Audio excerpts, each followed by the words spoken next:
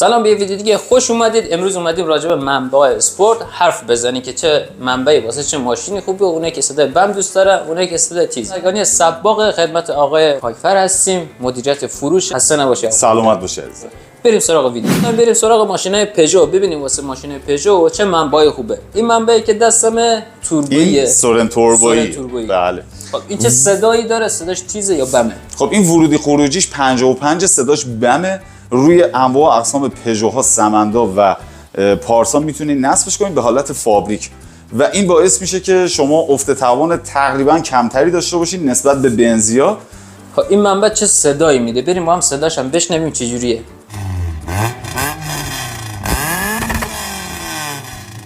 این یکی منبع بنزی بود، درسته؟ بله. روی 206 خیلی معروفه، روی پژو پارسا هم میبنده. این صداش چجوریه؟ تیزه یا بمه؟ این صداش زنبوری ریز، لوله راست است و قطر 50 داره و میتونه افت توان رو کاملا بیاره پایین. یعنی شما توی این نصب این منبع هیچ مشکلی توی تواندهیتون ندارید، اما توی 230 میتونه یکم بیاد پایین‌تر. بریم صدای این منبع هم بشنویم ببینید صدای این چطوریه.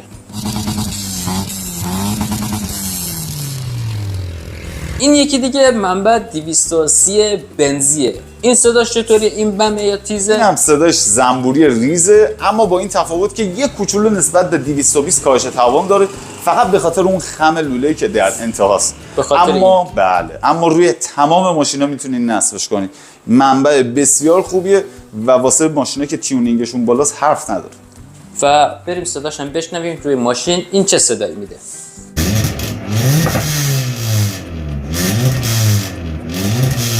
این یکی که دستمه طرح 106 ولی به صورت سایلنسار. 106 هم که بین ماشین بازا خیلی معروفه. این یه توضیح بدید صداش چجوریه، چه خروجی ورودی داره؟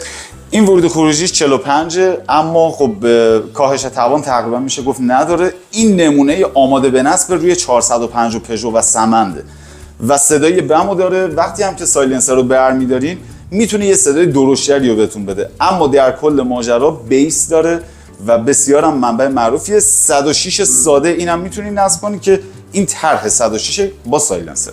و اینی که گفتم روی همه ماشین نصب میشه این قطعه است، درسته که به همه ماشین بدون جوش میتونید نصب. بله، روی ماشینایی که عرض کردم 405 سمند و پژو پارس. به خاطر اینشه که میتونید با پیچ وصل بکنید بدون نیاز به جوش، یا کسی که دست پا آچار هم میتونه توی خونه خودشون هم یعنی عوض کنه. مثل اینا نیست که باید حتما جوش داده بشه یا برش بخوره. بریم صدا اینم بشنویم صداش چطوریه.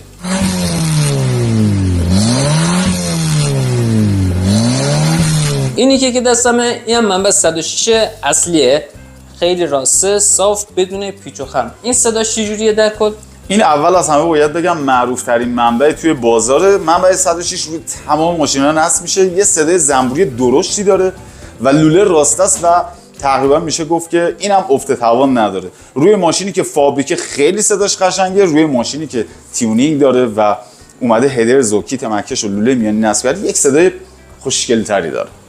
پس این معروف‌ترین منبع کل بازاره. این به تمام ماشینا نصب میشه و جوشکاری لازمه روی همه ماشینا. از پراید گرفت تا هر چی که دوست دارید میتونی بذارید. آره، فقط نهایتا 1800 حجم موتور 1800 تا 1800 بیشتر از اون پاره میشه. بریم صدای این 106 هم بشنویم این چطوره.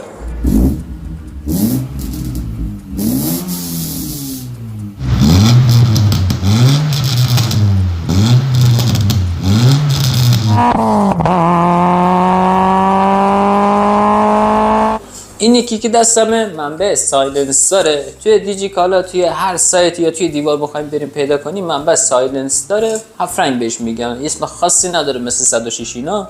ابعاد مختلفی داره، برای هر ماشینی میتونی استفاده کنی. صداش هم خیلی بمه نسبت به بقیه. این الان یه سایز حدودا فکر میکنم متوسط باشه، روی پژو بتونیم ببندین. اینم عین همونه، بهش میگن کپسولی، یکم قطرش نسبت به اون باریک‌تره. آره خب این واسه انواع پژو، سمند، 405 موتور 1600 1800 میتونید روی همه اینا اونو نصب کنی. اما این خب میتونه روی پیکه پراید یا اونه که حجمشون کمتره. آره حجمشون کمتره، مثلا 1400 این خیلی گزینه بهتری نسبت به اون. اما کلا صدای بمه، لوله راسته است و افت توان هم نداره، سرحف رنگ داره، تمام استیل داره با خمره های کوچیک‌تر و بزرگتر که اون کوچیک‌تر و بزرگتر باعث میشه که صدا ریسک درشت‌تر بشه. بریم با هم صدای اینم بشنویم که صدای بم داره چجوریه.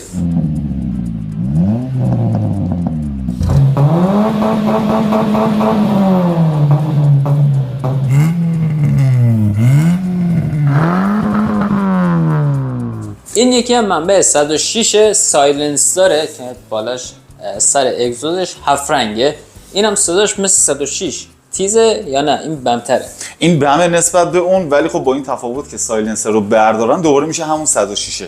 اینم روی همه ماشینا میتونن نصب کنن، ولی خب 450 پژو و پارس خیلی روش بهتر و بهتر جواب میده. خیلی دوست دارم. و معروف‌ترین منبعی که واسه پژو میخوان استفاده کنن منبع بلوچیه که واسهش سر و دست میشکنن. همه ماشینا مخصوصا 450 پارس طرفدار پرفورمنس این منبع. این صدا چجوریه؟ این چه ورود و خروجی داره؟ این اصطلاحاً صداش توی عموم مردمش میگن صدا تاغاره، اما صدا کاملا صدای بازیه، افت توان نداره، منبع تو خالیه. اصطلاحاً این نمونه توربویشه، ورود خروجیش 55، اینا ورودی 50 هم داره، نمونه‌های 50.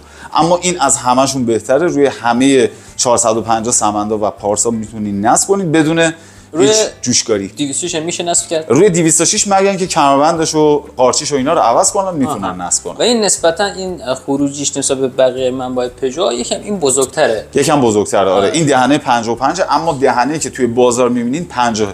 این محصول شرکت کرمکو، خیلی میشه روش مانور داد. بریم صدا اینم بشنویم. اینقدر طرفدار داره صداش چجوریه.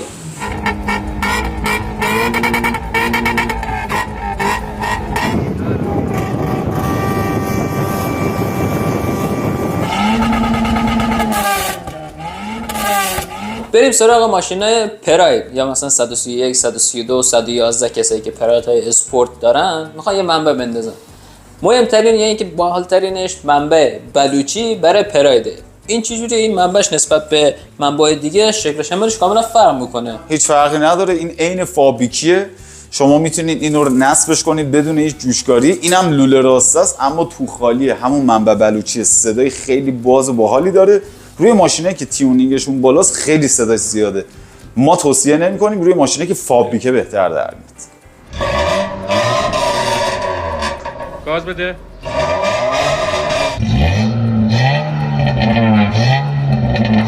سایلنسر یکیش معمولی، اینا جفتشون هم روی پژو میتونی ببندی، روی پراید هم میشه بس. حالا بریم سراغ منبعی که مخصوص برای پراید، یعنی واسه پراید مناسب ترن. بجز دستم اسمش منبع رنج رووریه. روی پژو میشه نصب کرد ولی بیشتر روی پراید میذارن تا حالا توجه کرده باشین. این منبع برای پراید خیلی مناسب تره یا کلا شرکت‌های سایپای. این صداش چجوریه؟ این همون صدای پت پتی که توی خیابونا میشنوین، صدای قررش خوشگلی که میشنوین، صدای رنجوری میاد اما یه پراید داره کنارتون رد میشه. این همون منبع. ورودیش 50، خروجیش 50 و میتونه افت توان هم نداشته باشه. روی حتی ماشین فابریک هم میتونید نصب کنید، صداش خیلی قشنگه. و روی پژو هم میشه نصب کرد ولی توصیه نمیکنم، روی پراید خیلی خیلی بهتر میشه. بریم تست صدا اینم بشنوید صداش چجوریه.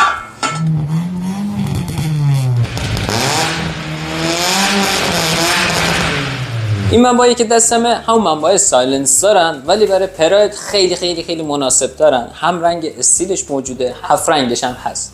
این صداهاشون که گفتیم مثل 106 یا تورایی و بمه. بله اینا هم صداشون بمه، لوله راسته خورده، صدای اسپورتی خیلی نازیه دارین که بیس داره، میتونه صداش توی اتاق بپیچه اما اگر ماشین فابریک باشه این اتفاق نمیفته.